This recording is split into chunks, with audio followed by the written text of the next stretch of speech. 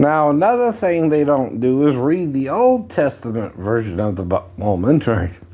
Versus the New, and what Paul's dealing with ain't about the women talking or prophesying in church, right?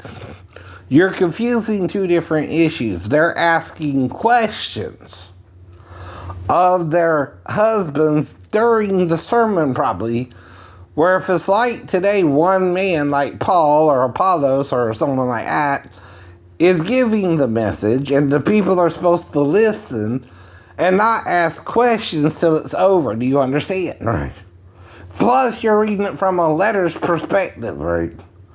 He's addressing something they're doing during the service, right? And just telling them that it's a shame for the woman to speak in the church like that, right? If they would ask anything of their husband, let them ask at home, right? See. What do you think that means? Don't ever talk in the church, ladies. You can't preach or be in the pulpit? No. That's not what it's saying. I know it's not. You're adding to what Paul said, because it's a letter addressed to Corinthians. Are you the Corinthians? Then you don't know what the hell to talk about.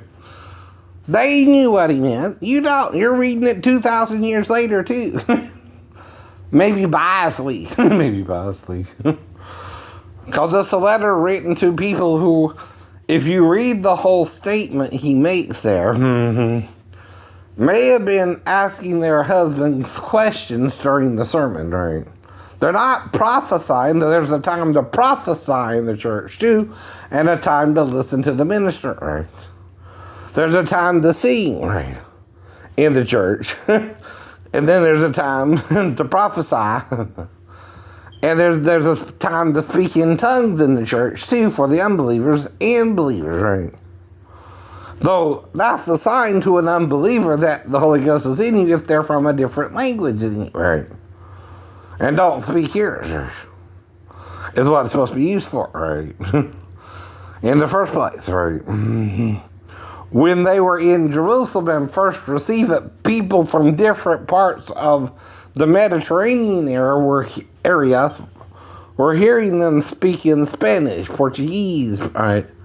And different languages when the Holy Ghost came upon them first, right? And giving praise to God, right? For doing such things in different languages or tongues, right? Now that would be like saying Baruch atah Adonai in the Hebrew, right? Which is how they say it. Or Baruch atah Yahuwah, how I learned to say it, right? But the difference is I'm using the full consonants of the divine name with, I think, what is the correct vowels in it as well.